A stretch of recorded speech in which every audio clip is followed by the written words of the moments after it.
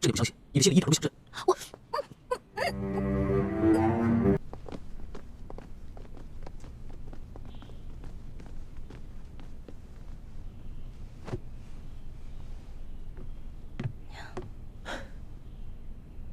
花儿，朕终于找到你了，你终于又活色生香的出现在朕的面前。皇上，你刚才那么任性张扬的把奴婢抱进来，这要让太皇太后看到了，又该说奴婢魅惑皇上，坏了宫里的规矩了。朕顾不了那么多了，你放心，有朕在，谁都伤害不了你。我问你，你那么早到刑场了，为什么那么迟才露面啊？朕既然去了刑场，那当然不能只救你一个人了。朕还要体察一下民情，去看看这个顺天府尹甘国泰到底做了一些什么。但是朕在暗中布置了众多的大内高手，会保护好你和四九的性命。对了，你居然在刑场上公然诅咒朕，还说要跟朕断绝结拜关系。那还不是你啊！谁让你不敢来救我的？我连着放了3晚的孔明灯，你都没看见吗？朕也连着放了3晚的孔明灯啊，差点就这么错过了。其实我嘴上骂你，说要跟你断绝关系，那也是为了你好啊。因为我怕我真死了，你就会应了那句同生共死的誓言了。朕知道，你一向是刀子嘴豆腐心的，就是这个甘国泰太可恶了。你好不容易从刘德昭的手上逃脱，又被这些贪官污吏给抓起来。你放心，朕一定会一个一个的办了他，替你出了这口气。你不光要替我一个人出气，我只希望你可以记得在微服私访的时候你对我的承诺，整顿吏治，让全天下的老百姓过上好日子。你放心吧，朕不会忘记的。但是朕现在不想谈国事，你等着。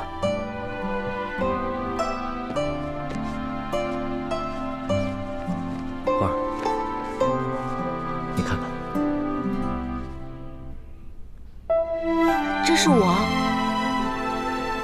朕的画工怎么样？也就比我高那么一点点吧。朕还以为从此以后只能在画上见到你了。我也以为我永远都见不到你了，龙小弟。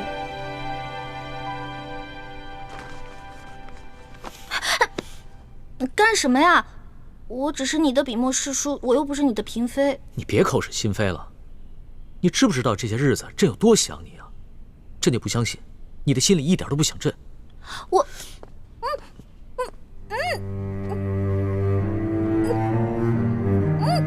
放开我！怎么了？咱们俩又不是没亲过。在山西你重伤的那段时间，都是朕帮你清理伤口的，而且还口对口的为你渡药。别再说了。微臣参见皇上。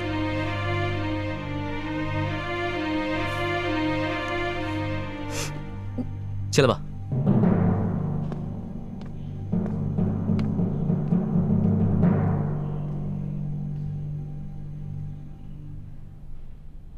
皇上，一环脚受了伤，还是容臣先为他治伤吧。行，你先给他看看脚伤吧。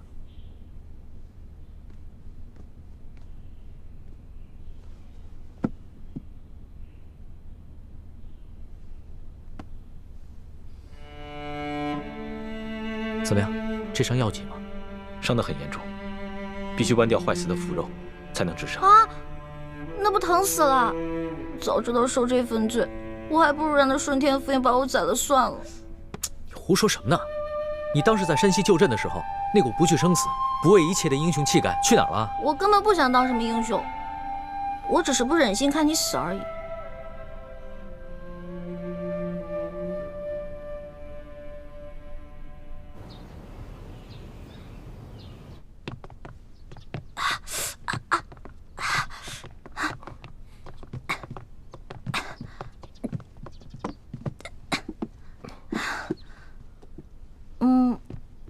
行了，我这没什么事儿了，你们先下去吧。是。主朱哥哥，朱哥哥，我们节后重逢，你为何看上去那么不开心啊？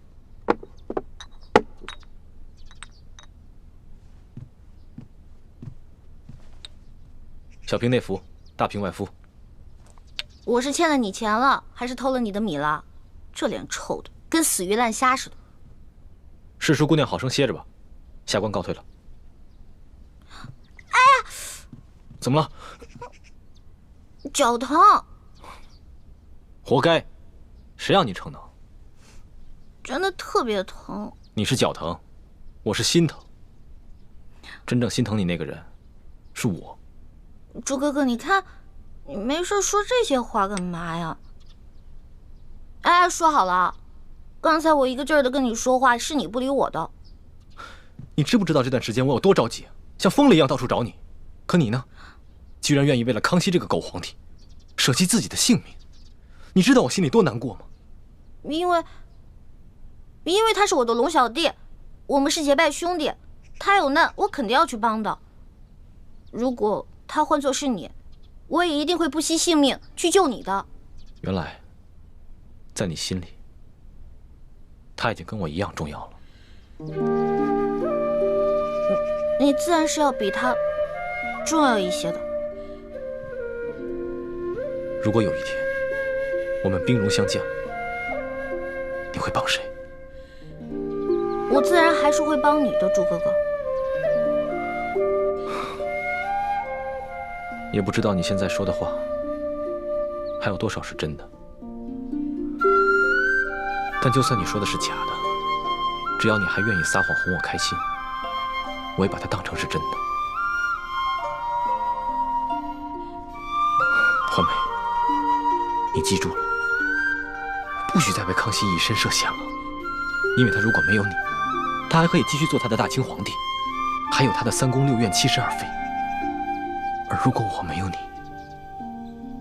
我真的是生不如死了。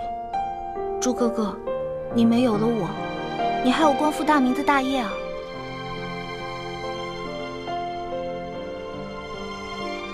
光复大明是我此生最大的责任，可你却是我的命。如果没有你，那我做什么都没有意义了。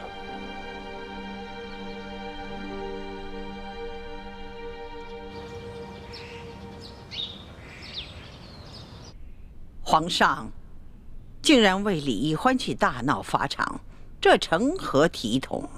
太皇太后，其实这也怨不得皇上。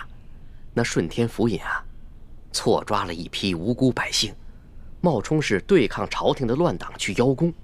皇上在法场亲自处置了这个顺天府尹，主要是为了安抚民心，倒也不全是为了世淑姑娘。这小丫头失踪了好几日，皇上呢，竟然呢魂不守舍的。太皇太后，这皇上在微服私访的时候，世淑姑娘多少次出生入死的去救护皇上。皇上正值青春年少，难免会动了真情嘛。啊，是啊，他那是为皇上立过功，可是不管怎样，他把皇上迷成这样，也都是他的罪过呀。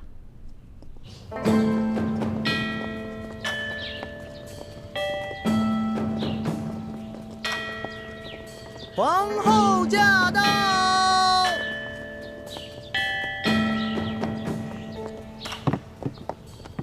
臣妾恭迎皇后娘娘。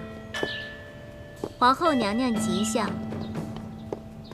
丽妃，快快平身吧。谢皇后娘娘。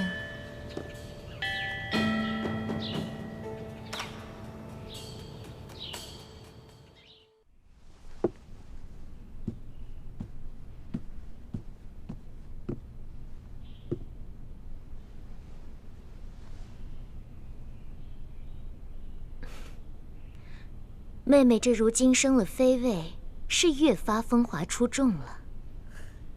妹妹何德何能，忝居妃位，全靠皇恩浩荡。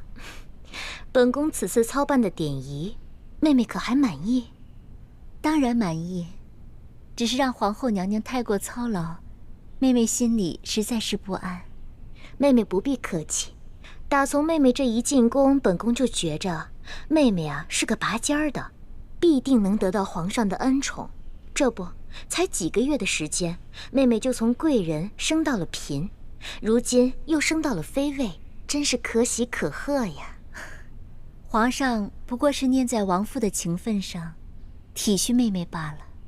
如今，妹妹已是无父无母的孤女了，以后还要仰仗皇后娘娘多多照应。本宫此次来呀，就是想跟妹妹说一些提起的私房话。你们都退下吧。是。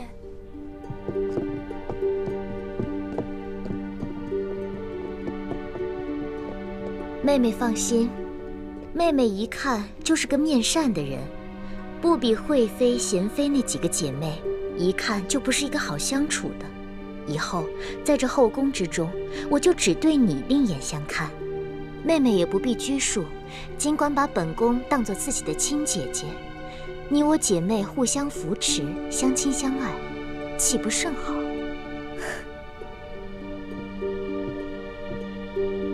能得皇后娘娘垂怜，是妹妹的福分。多谢皇后娘娘。妹妹，快起来吧。啊，姐姐。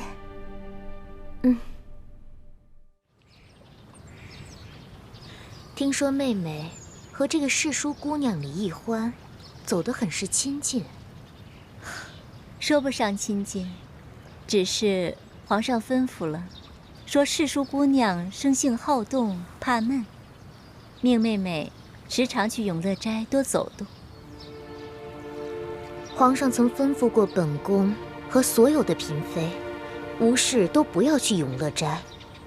这意思是不希望我等和这个李易欢有所交集，却唯独让妹妹多去永乐斋走动走动。看来皇上心里对妹妹，也是对别人有所不同的。姐姐千万别误会，只是皇上看妹妹性子软糯，不易与人起争端，所以才吩咐的。如今，妹妹已是无父无母，无依无靠，皇上的吩咐，妹妹不敢不听啊。感情在皇上的心里，妹妹还不及李易欢尊贵。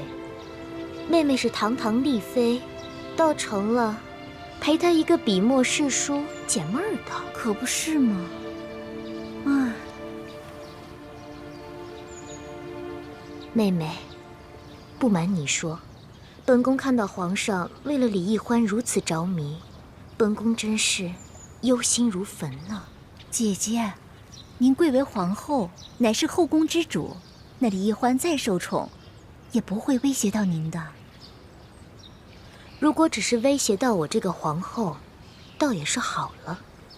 就怕他威胁到的是皇上，是我大清的江山。啊！姐姐何出此言？你此次跟皇上在山西被刘德昭和一帮神秘杀手追杀，显然是身边出现了奸细，故意泄露了你们的行踪。这思来想去，唯有李氏兄妹最为可疑了。可是皇上跟妹妹说，那些刺客都是平西王的手下呀。可能这李氏兄妹就是平西王派来的奸细。李易欢此次舍命救皇上，有可能就是一出苦肉计吧。妹妹，你说本宫能不忧心吗？不瞒姐姐，此次我随皇上出巡，我看着李氏兄妹，倒没有什么可疑之处啊。这知人知面不知心呢。现在每个人都有嫌疑，也都有合理的理由，我实在不知道该如何分辨。你们都是我最亲近的人，如果弄错了，冤枉了人，我这心里……不仅太子，就连我，也是左思右想，难以决断。在此，我只想告诉这个人，不管你是谁，我相信你对我们还是有些感情的。我希望你能够迷途知返，不再为吴三桂所用，助纣为虐。只要你肯主动自首，我李定国保证，既往不咎。是啊，到时候我们还是最亲密的战友，还是一家人。那现在怎么办？现在查不出内奸，对我们很危险。不要紧，既然我们知道了这个内奸就在我们中间，那我们就静观其变。大家都忙了大半夜了，都先休息一下吧。我跟五妹也去查探一下吴三桂的动静。五妹，走。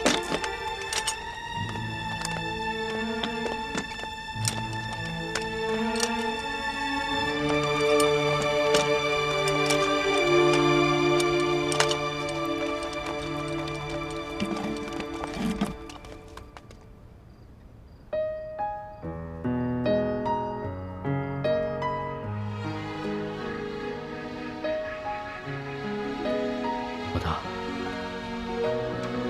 别睡了。好。其实朕知道，你不信我，定是因为你觉得朕还要罚你，对吧？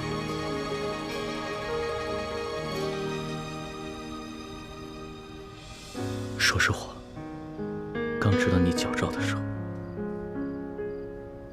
朕的心里真的非常生气。朕气的不是因为你放过了刘德昭的家人，是因为之前鳌拜他也总是矫诏，他一直把朕当成一个傀儡皇帝，所以自从朕亲政以后，绝对不再允许任何人挑战朕的皇权。刚知道你矫诏的时候，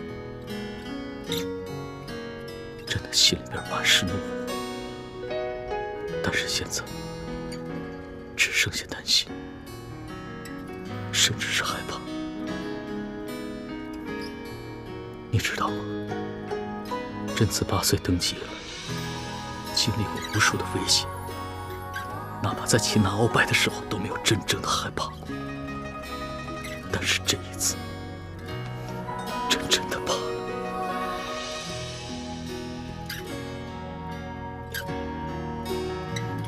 老大，朕真的不能没有。要是没了你的话，朕只是一个帝王，只是一个孤家寡人。但是有你在，朕才是一个真正的男人，是一个完整的人。老大，朕是天子，朕的话是金口玉言。朕现在就赦了你过往所有的罪，只要你醒来，只要你醒。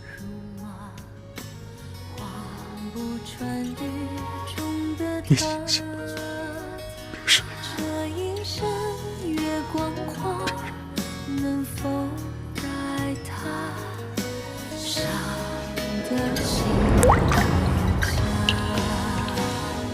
愿做他掌上的明珠，献上我纯真的祝福。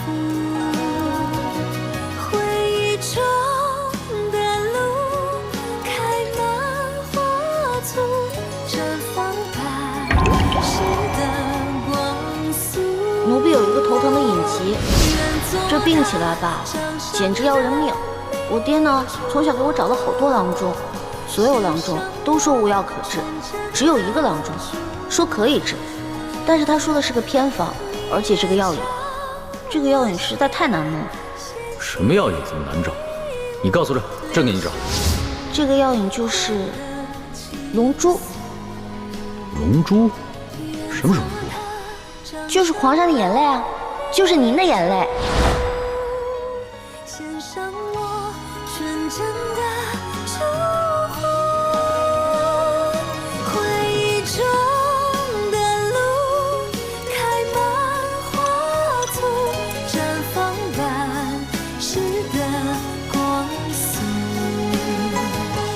绽放般似的光速。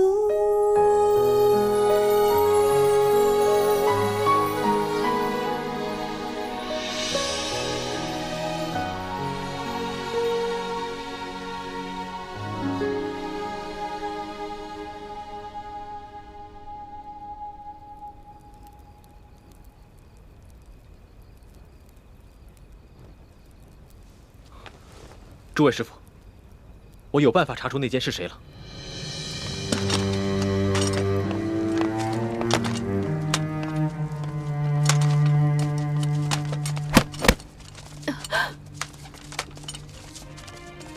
二位这一觉睡得好生安逸。我问你们，可知道内奸是谁？什么内奸？你少装傻！这么大的事情，你爹不可能不告诉你。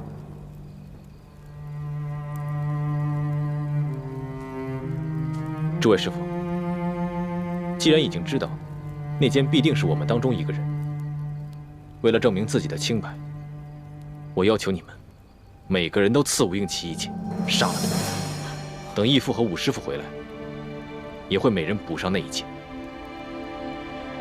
不行，大师兄，吴三桂虽人人得而诛之，可吴应奇是无辜的呀。他不仅没有做错任何事情，还救了我们的命。是。他的确没做错什么，但谁让他是吴三桂的儿子，这就是最大的错。怎么，你下不去手吗？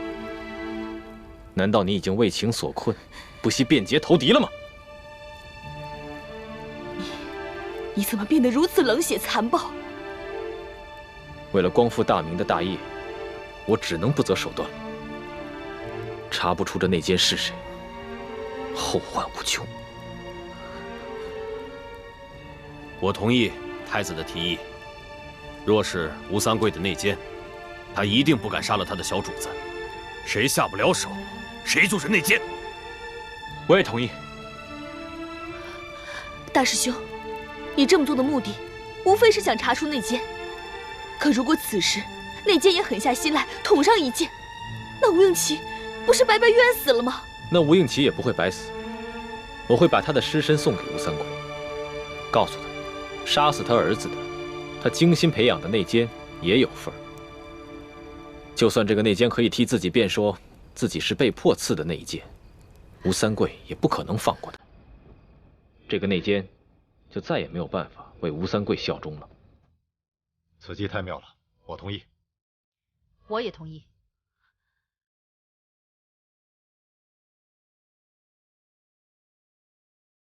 倩影，本来我是不想让你伤心的，但是为了证明我自己的清白，我不得不同意。不行，你们若是想杀他，就必须先杀了我。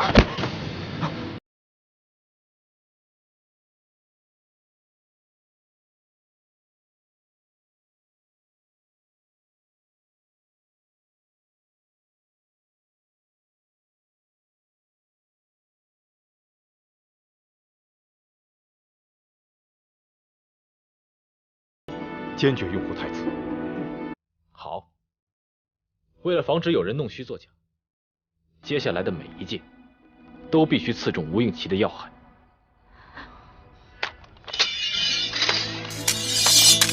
娘，你不用担心，他们只是要杀我，不会为难你的。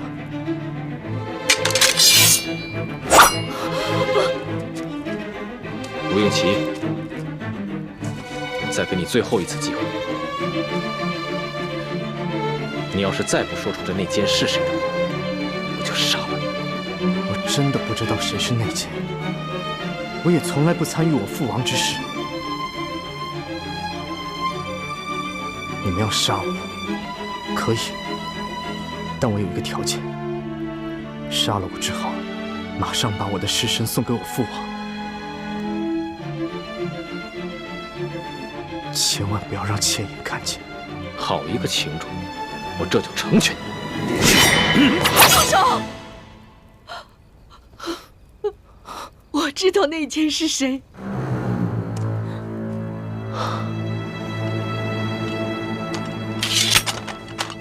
王妃若早肯说出这内奸是谁，又何必大费周章？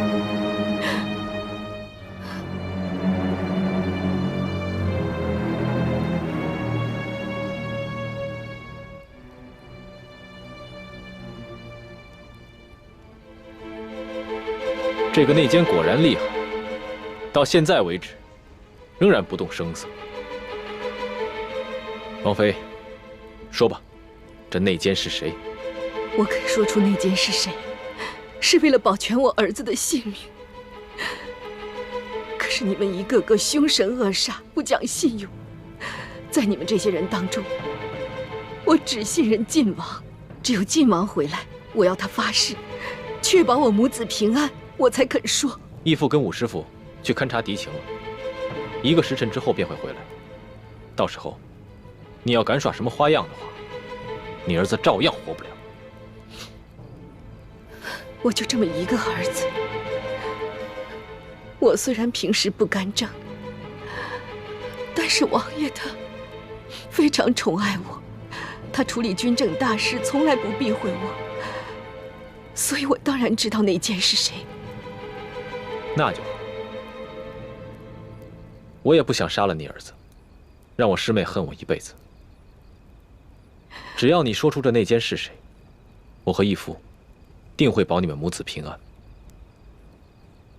好，一言为定。但我还是要求你们给我们整理出一间厢房，我要为我儿子上药。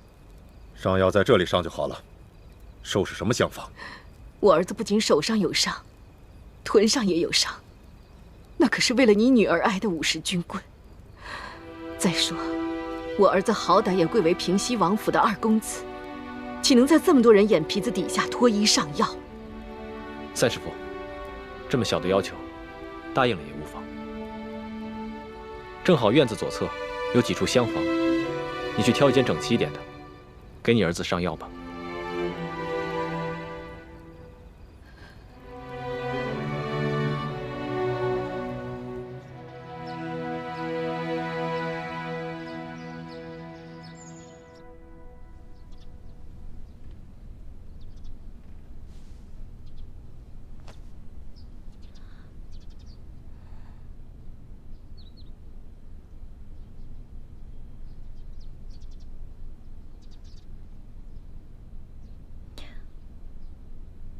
龙小弟，老大，你终于醒了，这不是在做梦吗？扶我起来。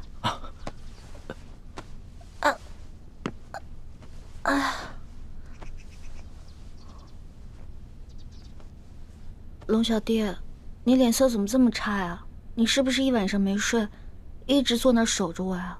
你还说呢，这都差点被你吓死了。太医说了，今天你要是醒不过来的话，可能就永远都醒不过来了。咱们可是对着月亮发过誓的，说要同生共死。你要活不下去不打紧，你要是朕也活不下去啊。所以，你真的一晚上没睡啊？又不是第一次，朕啊，上辈子一定是欠了你很多钱。说吧，你要怎么报答朕啊？要不然以身相许吧。那朕就勉强收了你吧。哎，什么以身相许啊？要不是你打我，我也不可能旧病复发。你居然敢矫诏，朕还不能打你一下啊？好疼呀！疼？宣太医，快宣太医！宣什么太医啊？不是这儿疼，是这儿疼。手怎么红成这样子呀？朕给你吹吹。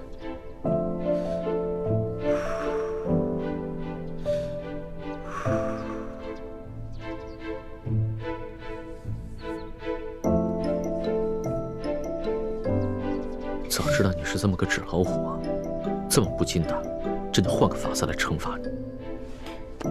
其实小的时候我偷懒不肯学习，师傅跟爹就是这样罚我的。但我基本上都是1哭2闹3上吊，就躲过去了。也就是说，朕这一次也是差点上了你的当。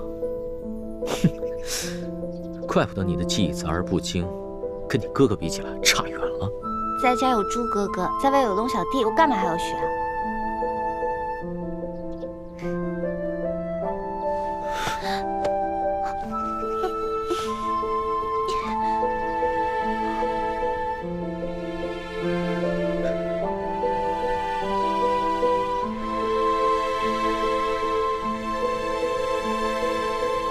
老大，你终于活蹦乱跳，又可以跟朕顶嘴抬杠，真好。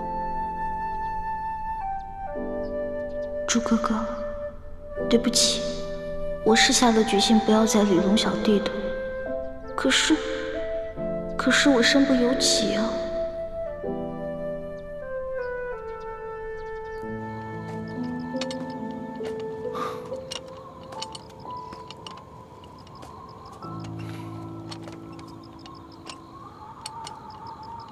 天都快亮了，义父跟武师傅怎么还没回来？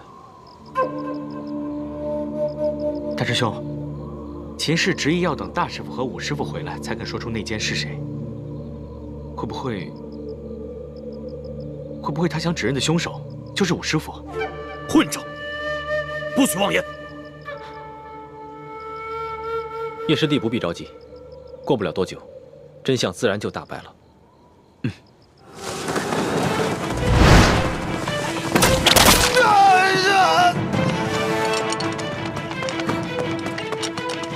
太子，秦明突然发起了攻击。我虽然在外面布置了很多计划，但是他们人实在太多了，我怕防不住。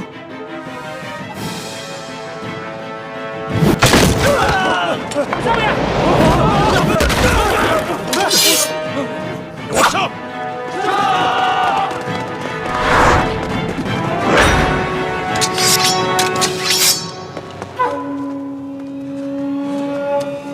你哪看见我这帮跑手？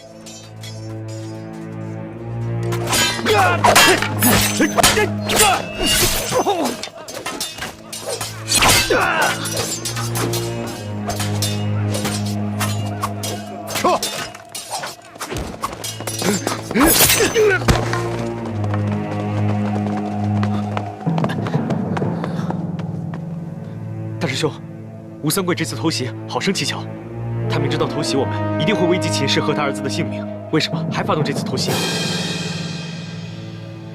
糟了，我们中了他们的调虎离山之计，回去看看。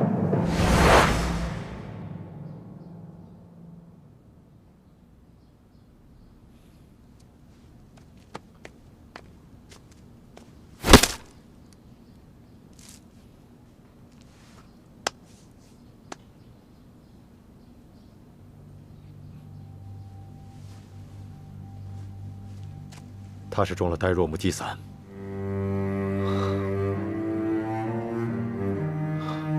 吴三桂果然是在调虎离山，他假装发起进攻，把我们引出枪房，好方便那个内奸杀人灭口。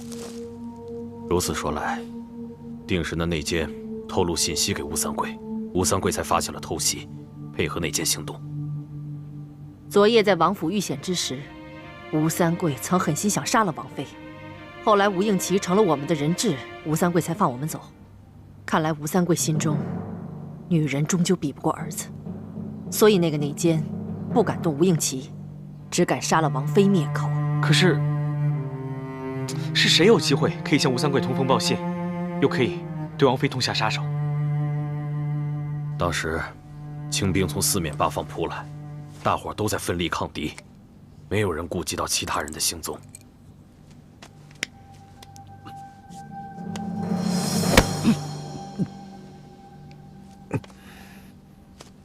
你现在至少舌头能动吗？快说，内奸是谁？我不知道。不知道？你爹，吴应奇他很爱他娘亲，若他真知道内奸是谁，肯定恨不得亲手杀了他。内奸把你娘给杀了，你娘为了保护你，给灭口了。你还袒护那个内奸？难道你像你爹那样冷血无情吗？我真的不知道。当时我娘给了我一杯水，我喝完之后就全身无法动弹。由于我臀部有伤，所以只能侧卧背对着我娘。然后我就听见外面有嘈杂声，好像是厮杀声。接着房顶上就有声响了，好像是有一个人跳下来了。之后我娘就趴在我身上，我想问也问不出来。然而我的身体又动弹不了，我真的不知道是谁。刚才清兵偷袭的时候，大家都出去御敌，我因为腿上有伤，所以只能留下来守护他们母子。我当时也听到屋顶上有响动，但是却无法分身进屋查看。想来就是在那个时候，内奸由屋顶进入，杀了王妃。这个内奸为了方便行动，不想让吴应奇认出他是谁，所以先在秦氏的水中下了呆若木鸡散。此前呆若木鸡散的解药已经泄露，这就再次证明，这个内奸是我们最亲近、最可信的人，也就在我们这几个人之中。大家不用猜了，这个人一定是唐一手。第一，他与晋王一同出去勘察敌情，是有机会向吴三桂通风报信的，让吴三桂偷袭咱，然后来掩护他杀王妃灭口的行动。第二，他有机会拿到呆若木鸡散的毒药和解药。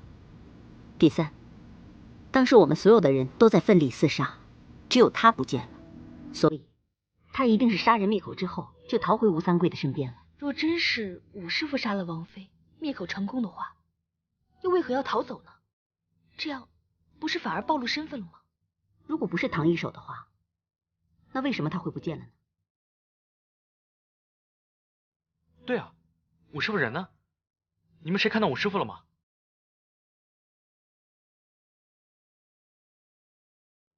难道这内奸真是武师傅？可我觉得武师傅不像内奸。那你觉得我们几个中间谁像内奸？内奸的脸上又没有写字，何以是的？我也不想怀疑是他，可是偏偏他不见了，我也不得不怀疑是他了。不，那件不可能是武师傅。为什么？你那么相信他？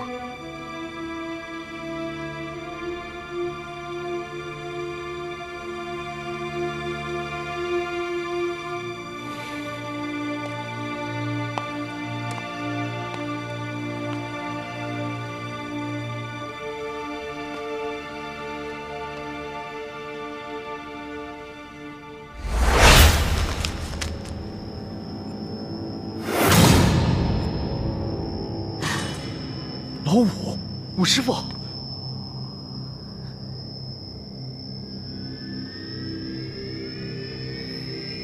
这是我和义父，还有武师傅，为了查出内奸而设下的引蛇出洞之计。太子，所有人都盘问完了，还是没有查出谁是内奸，你看看如何是好？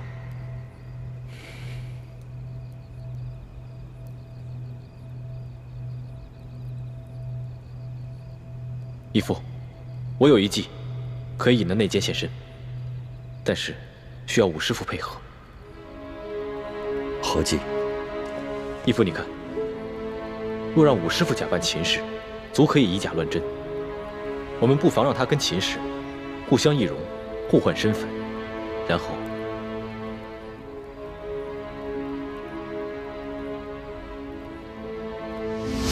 你们进来的时候，你们看到的王妃就已经是武师傅假扮的了。当时王妃为了保护吴应奇，也答应配合。只是她虽然假扮成了武师傅的模样，言谈举止还是容易露出破绽，所以义父才借口要出去勘察敌情，把王妃带出了大殿。大家也都累了，都休息吧。我跟五妹也去查探一下吴三桂的动静。五妹，走。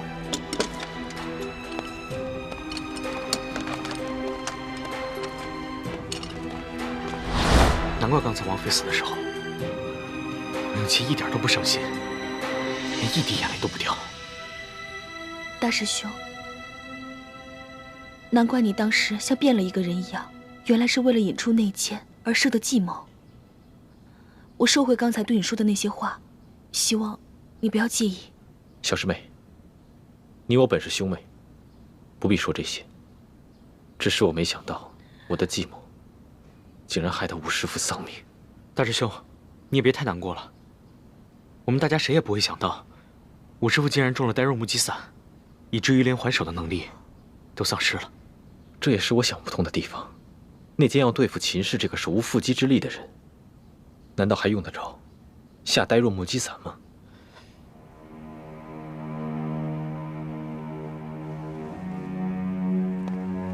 难道那个内奸已经识破了我们的计划，知道秦氏就是唐一手所假扮的，那他就应该静观其变，为何还冒险杀了唐一手呢？有这个可能，只是现在不仅没有查出内奸是谁，还害得吴师傅无辜丧了命。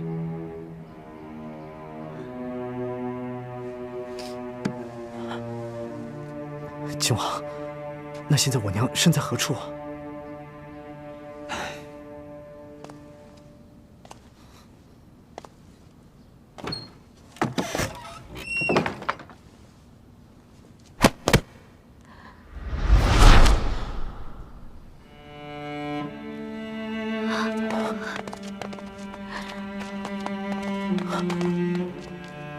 娘，晴儿。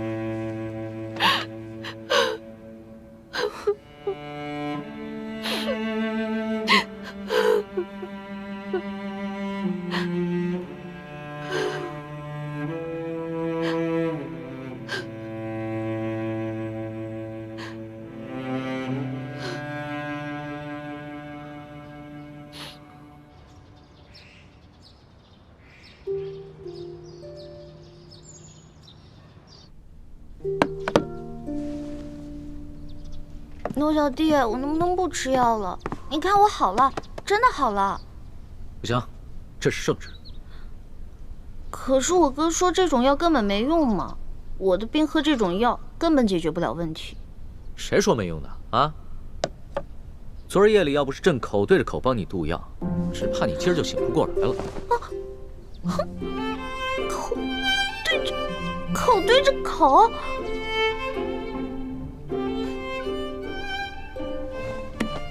那也就是说，你昨天哭了？啊？你不是很难动情的吗？你最近怎么这么容易哭了？朕没哭，谁说取龙珠就一定要哭的？这你自己也说过呀，一碗辣椒汤足矣啊。哦，龙小弟，你放心吧，这碗药我一定会好好喝的。不过在喝之前，我要一碟蜜饯，一碟枣糕，一碟桃酥，再来一碗糖蒸乳酪。不是，老大，你这病刚好，吃这么多行吗？你可以怀疑我的任何一项技能，唯独不能怀疑我的吃过。也是啊，朕的这些后宫女人里边，别人都是吃了几口就饱，你呀是吃饱了还能再吃几口。这样，去传一碟桃酥，一碟枣糕，一碟蜜饯，还有一碗糖蒸乳酪。这，多吃点。谢谢龙小弟。你要实在吃不下，要不然我再一口一口的喂你啊！听不到，听不到，听不到，听不到。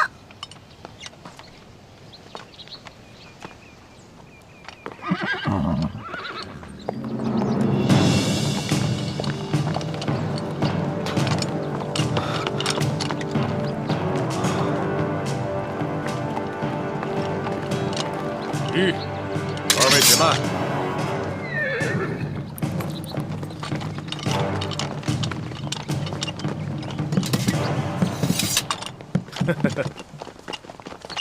二位，你们已经在这破庙里困了一夜了吧？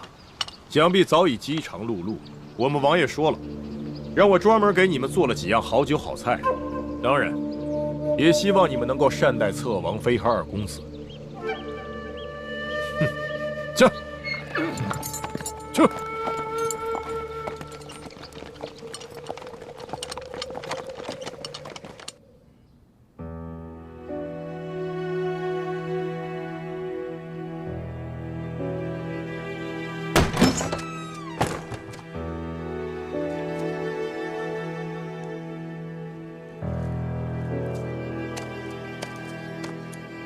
夫人，天阳，吴三桂派人带了一些酒食过来，我验过了，没毒。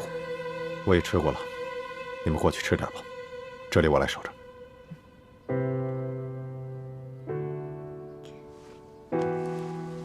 走吧，倩影。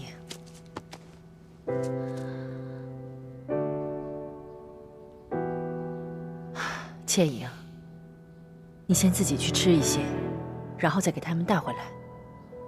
虽然我跟他们是不共戴天的仇人，不过我们也没有必要虐待他们母子。走吧。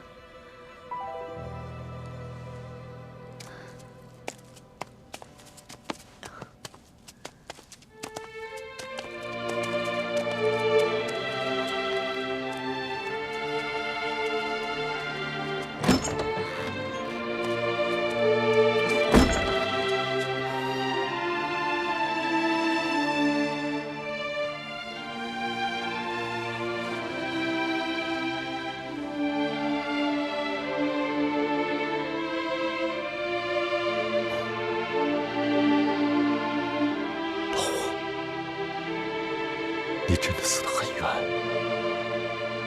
那剑偷了我的呆若木鸡伞，先把你毒倒，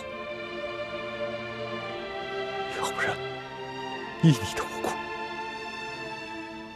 就不可能把你一刀毙命。你放心，我一定会为你报仇，查出谁是内奸。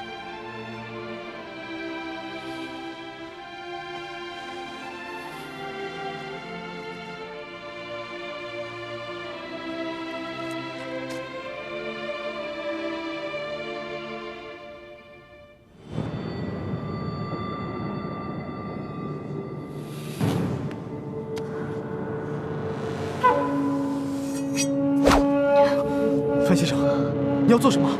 你这个小狗贼，用冰肌血肤膏把我的女儿骗得如此死心塌地。今天不把你杀了，我女儿这辈子一定会毁在你的手上。但是女儿杀了我儿子，仅凭我一人就很难威胁到王爷。那有何难？虽然唐一手已经死了，可他易容变生的绝技，太子他们都已经得到真传了。我只需要把默生易容成你的儿子，就能骗过吴三桂。范先生，你若是就这么把我给杀了，倩影一定会恨您一辈子的。我情愿他恨我一辈子，也不想让他后悔一辈子，受死吧！住手，樊先生，我有重要的机密之事要告诉你。娘，你现在就要说了吗？若再不说，你就没命了。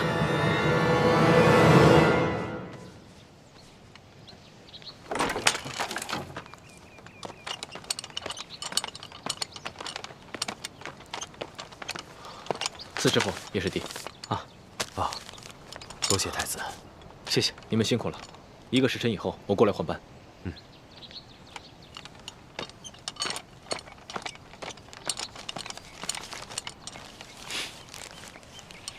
给。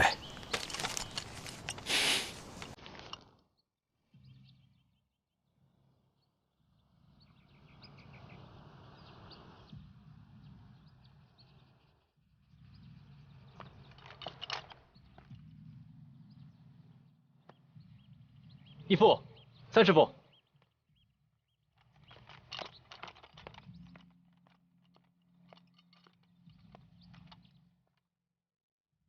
你们怎么这么看着我？你们的眼神好奇怪啊！没有，我们只是在商量该如何脱身。太子，你先进去大殿用点膳食，我跟你三师傅去守着秦氏母子。好。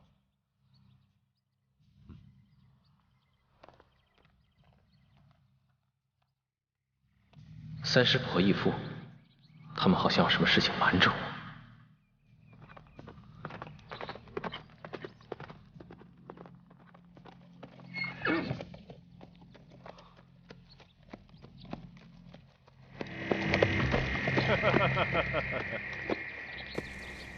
你来做什么？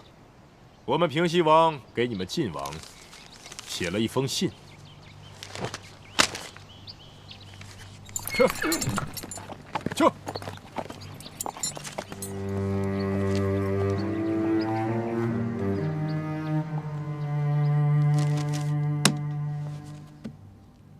吴三桂说了什么？吴三桂说他有要事与我相商，诚心要我过去赴宴。晋王，你不能去，要谈在我们这里谈，你不能去他军营。无妨，吴三桂的侧妃还有他的儿子都在我们的手里，他不敢把我怎么样。就算他是鸿门宴，我也去定了。吴三桂为而不恭，左爷有吩咐手下不可杀了我们，要活的，显然是另有企图。所以义父此去，应该不会有性命之忧。太子，你果然机敏过人，乃我李定国之信。他若日后太子也能够胸怀若海，不计较个人得失，那就更是我大明之幸了。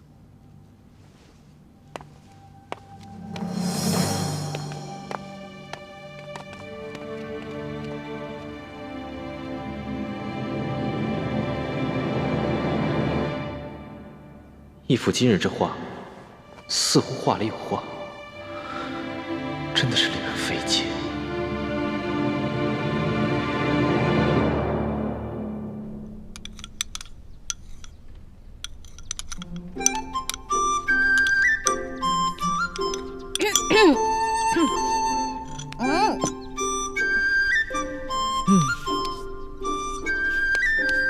你呀，真是要把朕给吃穷了。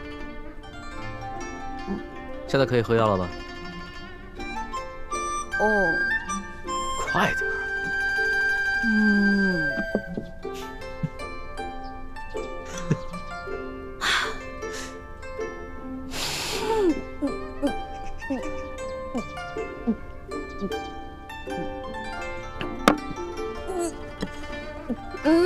哎呀，你怎么吃个药都这么麻烦呀？